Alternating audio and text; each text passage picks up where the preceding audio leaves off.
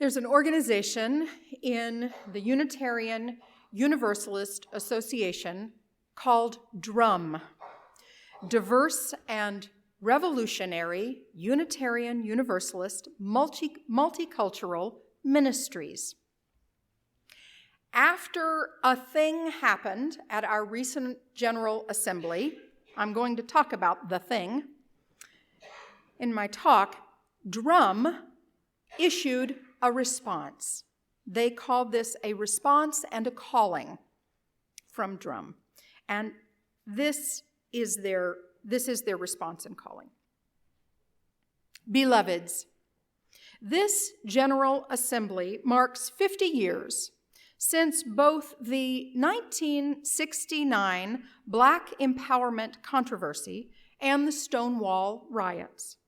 We find ourselves recalling the harm caused during both of these historic moments and how they demonstrate the ongoing struggle of interconnected communities of queer and trans, Black and brown people in wanting to be free. As we reflect on the power of we, that was the theme of General Assembly, the power of we, Diverse and Revolutionary Unitarian Universalist Multicultural Ministries, DRUUMM leaderships, finds ourselves asking who is included in the we. We, Unitarian Universalists of color, find ourselves confronting yet again a harmful and toxic narrative that violates the covenants that bind us as a faith community. The Gadfly Papers, you'll hear this again, the Gadfly Papers by Todd Eckloff, being shared at General Assembly, reintroduces toxic history and theologies containing transphobia, ableism, sexism, and targets people of color, and in particular, religious educators. This breach of covenant highlights the need of the Unitarian Universalist Ministers Association ongoing work to address accountability in ministerial misconduct. As we grapple with some of the findings of the Commission on Institutional Change, we ask, what will Unitarian Universalism do with the truth that things are worse than we wish to realize? We are called to go deeper and to stay in community. The great prophetic vision of our shared faith is one in which we know heaven on earth and the reality of interconnectedness is fully realized. We do this work because our fate and faith are connected. While our community creates space to address harm caused by this book and center its own people, we, people of color, queer and trans, DRUUMM leaders, need for white Unitarian Universalists to do the work you are called to do to dismantle white supremacy in our communities and to hold accountable the ministers who weaponize white supremacy in this faith. We know this will not be the last statement of harm being caused by our siblings who uphold a toxic interpretation of Unitarian Universalism that centers white people and white culture. Let this be known. We as people of color are committed to our Unitarian Universalist faith. We're not going anywhere. We are holding steadfast in the face of false prophets who aim to harm and divide our community. We invite you, our white siblings, to join us in being part of an inclusive and more powerful we. Signed, the DRUUMM Steering Committee.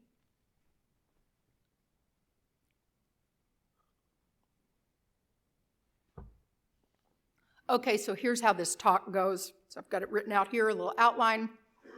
A thing happened at GA. The response was quick. There was a backlash to the response. Context matters. Homework matters. Then this week happened. Context matters. Our own work matters. The thing is not just the thing. White supremacy culture cannot police itself. Here are some things we can do, and here are some things that our board is up to at the moment. Okay, I'm done. That's it. Thank you. Did you get all that for the podcast? Yeah.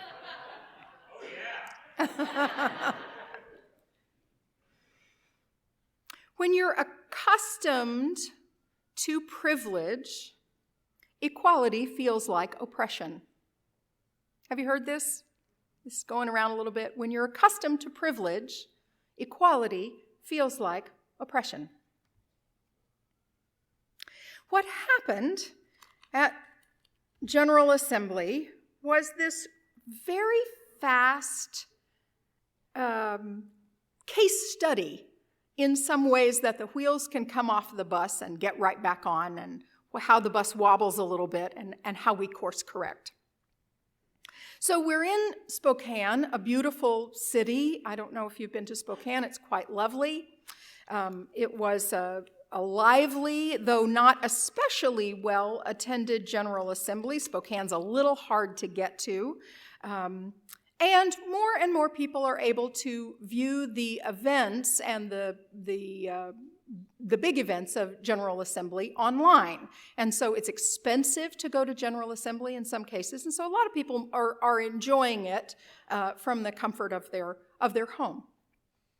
But it was lively, it was good, there were a lot of good speakers, there were some challenges. We've always got challenges. It's like a family reunion, you know. We're glad to see each other. And remember that thing you did last year? Oh, my God.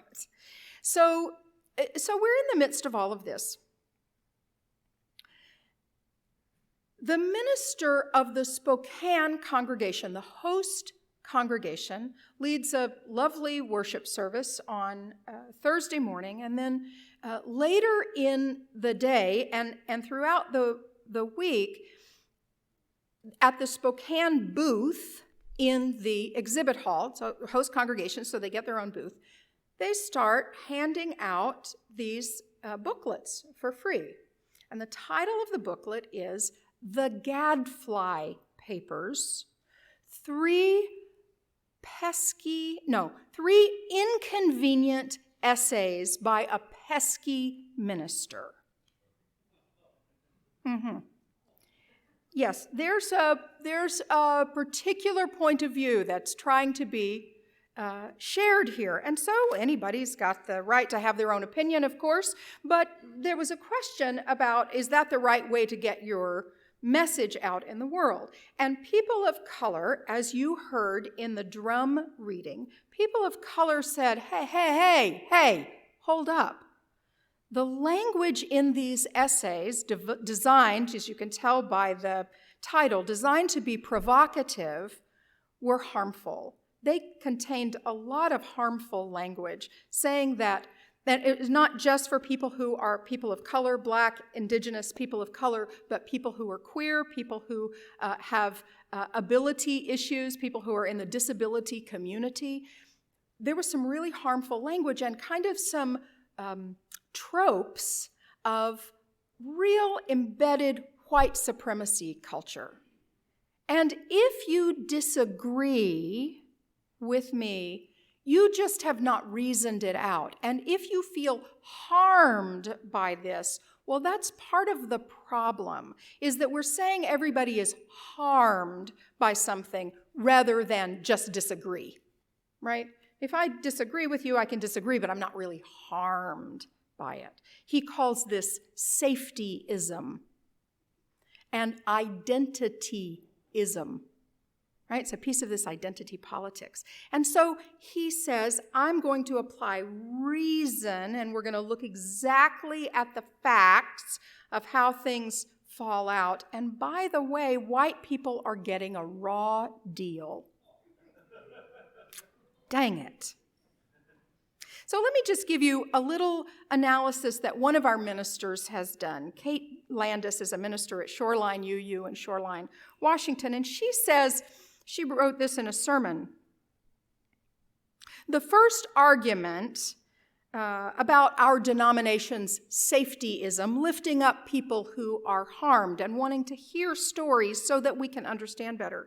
He says it's destroying the opportunity for free debate. He dips deeply into the book, The Coddling of the American Mind by Greg Lukianoff and Jonathan Haidt.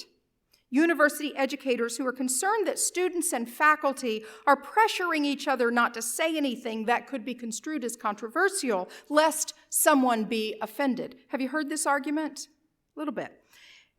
They are playing it so safe, students are playing it so safe, and these educators feel that safety is killing academic freedom. And so Reverend Eckloff goes on to say that it's killing our beloved right to free speech. Then this is so much of the problem with the Gadfly papers. Todd cries, free speech is being denied, which is a popular alt-right white supremacist complaint. All right? You have to listen to what I say. You have to let me speak at your university or wherever, or you are denying my free speech. You see that argument going along? But the right to free speech means that in most circumstances, the government can't limit your speech. It doesn't mean that a university can't invite you. It doesn't mean that everybody is invited up to this pulpit to say exactly what they want to say. It means you're not going to go to jail for it, right? It does not mean that people have to listen to you. It doesn't mean that every right-wing extremist gets to say whatever they want, whenever they want. Now look, I'm not calling Todd Eckloff a right-wing extremist. Let me be clear about that. After all, our free speech doesn't cover yelling fire in a crowded theater. The alt-right, where some of this language is bubbling up from, cries free speech every time someone tells them they don't want to hear what they have to say, but it's not censorship. He makes that distinction. The white Unitarian Universalist ministers made a response. So the thing happened, right? The books were being passed out. People of color, queer, trans people said, whoa, that's harmful, and it does not reflect our denomination, and we're all here talking about the power of we, and you're sort of separating us. And further, in their response, they say, white people, get your cousins, right? The people of color are saying, white folks, would you go talk to this guy? Would you? We're not going to go mix it up. It's not for us to fix that. White people, get your cousins. I have a Facebook friend who puts that on her post quite frequently, and I think about that a lot. So what happened, and this was the thing that I was so compelled by, a group of white ministers, a small group, in conversation with people of color and the queer trans community, crafted a really beautiful, thoughtful response. Did it in an accountability structure, and these were people who had already done their homework. That's the piece that's the kernel of it to me. They had done their homework. And so when the opportunity to make a response came up, they were ready, they were prepared, and they were in accountable relationships. So they weren't just flying off the handle and making things worse. To date, over 500 white Unitarian Universalist ministers have signed this open letter response, including all 3 of your ministers. In the response, we say, Reverend Eckloff names the sadness, fear, and anger he sometimes feels about what's going on in his religion as one of his primary motivations for writing, this sense of people being shut down. They can't really say what they want to say. We too, we white UU ministers in response, we too have sadness, fear, and anger. Sadness at the pervasiveness of harm being done to our members, religious professionals, colleagues of color, our fear that the explosive resistance to facing white supremacy culture, oh, that phrase, white supremacy culture, it's the first time I'd ever heard it, that this explosive resistance to white supremacy culture within our faith will cause even more harm, and our anger that the brilliance, compassion, power, and moral imagination of our people have yet again been channeled into responding to harm rather than nurturing a truly liberatory Unitarian Universalism. I love this. What, we wonder, would be possible? What would be possible if the creative energy of our leaders, and I say all of us, if the creative energy of our leaders were freed up from reacting to instances of resistance and harm, and instead were channeled into imagining, building, and experimenting with practices that embodied the kind of liberation and wholeness that is the core yearning of our faith. I'm going to read this again because these words just are so rich to me. What, we wonder, would be possible if the creative energy of our leaders were freed up from reacting to instances of resistance and harm, and instead were channeled into imagining, building, and experimenting with practices that embodied the kind of liberation and wholeness that is the core yearning of our faith. So far, this has sounded like inside baseball, right? Insider baseball. Something's happening over in the UUA, right? There, it's that business. But imagine if this were true in our country. If we weren't all the time having to fight against this, oh, I want to say a bad word, and it's going to get recorded and I can't. If we weren't all the time having to respond to this, and that our neighbors near and far, human beings with which we have so much in common, Black, Indigenous, people of color, those of us in the room, those of us on the border, those of us fighting for justice, those of us whose hearts beat and breathe.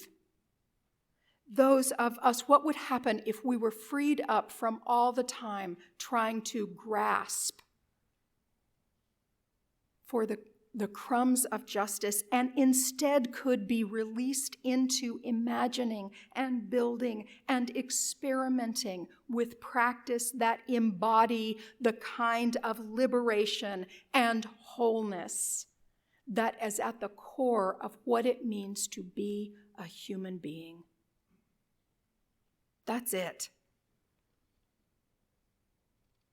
It's not about logic and reason. If I can reason, if I can use the debate structure and figure out a better argument to talk to you about, or this is the way it's been done in Western culture for decade after decade after century, and that's the way it is. Let me argue with you about what your experience is.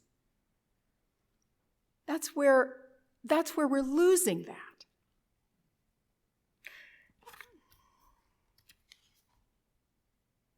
And then this week happened, right?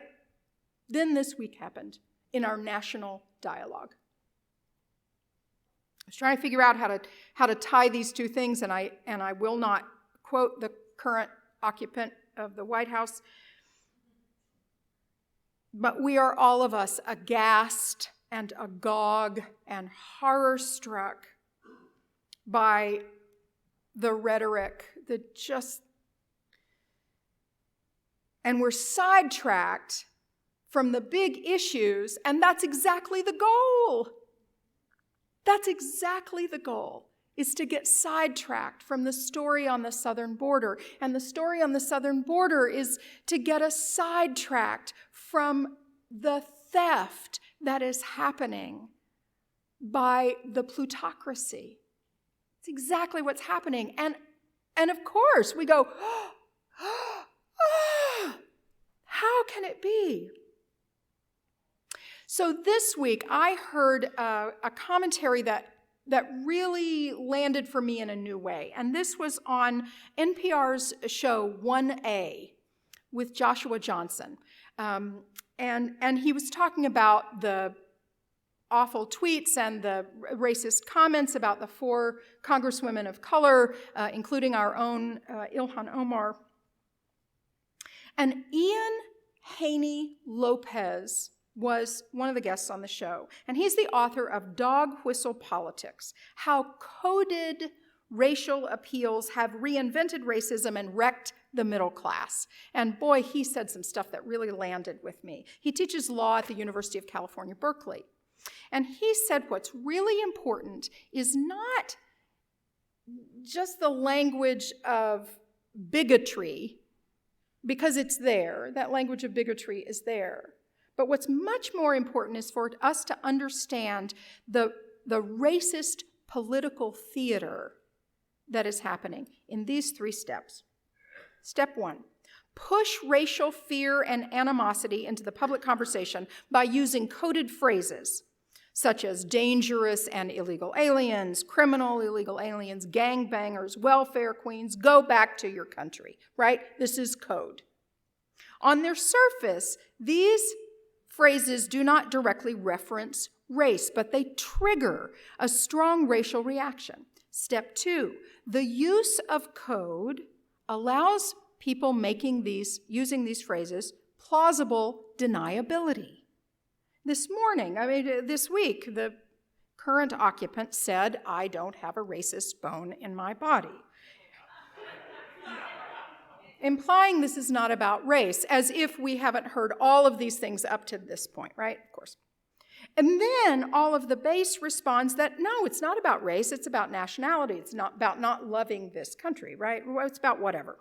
So notice the moves, right? Ian Haney Lopez says. Move number 1 is to push it into the conversation. Move number 2 is to deny that you're saying anything about race. And then, conveniently, move number 3, accuse your critics of being the real racists, because they're the ones who first explicitly name race in the conversation. And that allows folks to say, you're being racist because I didn't say anything about race, right? See how it goes? I mean, it's an old script, but it was helpful for me for somebody to lay it out and go, look, there's 1, there's 2, and here's 3. It's just not all that original either.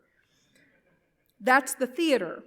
That very last move is really important because it creates a sense of solidarity among whites, a sense among many whites that they are the real victims, that they are being demonized, and it's just unfair.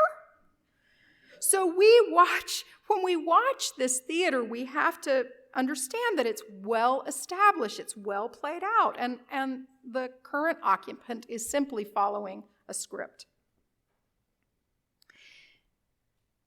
And that makes it important for us to talk about strategic racism.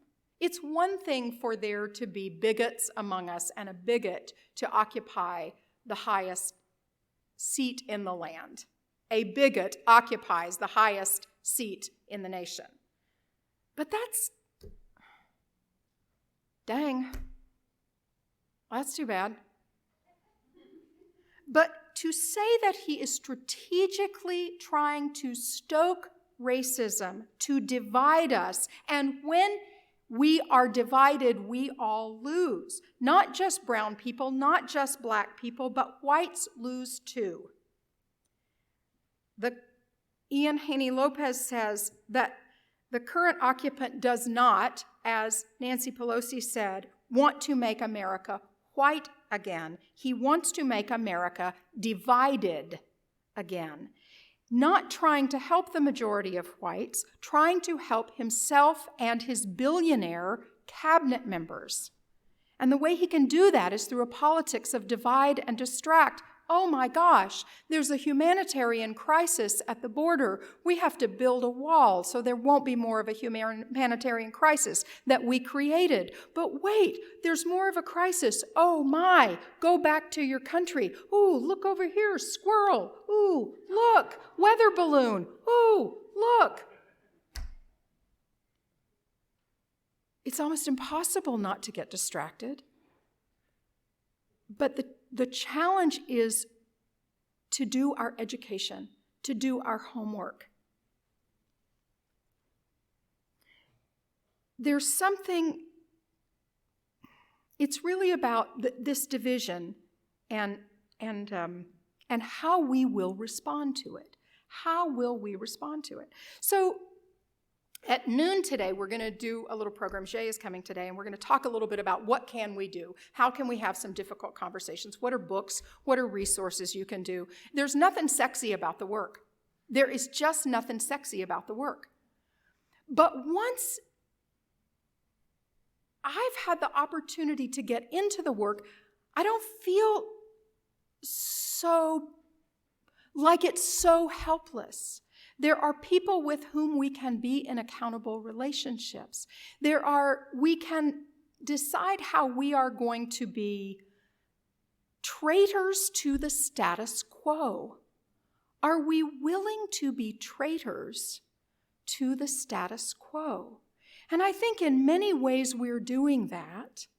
We stand up each week and we rail and we fuss and we do, But learning to talk about it, learning to be comfortable in talking about it, that we will be together, that we will not be divided, is so much more powerful than wringing our hands and saying, oh dang, what's the next horrible thing going to happen?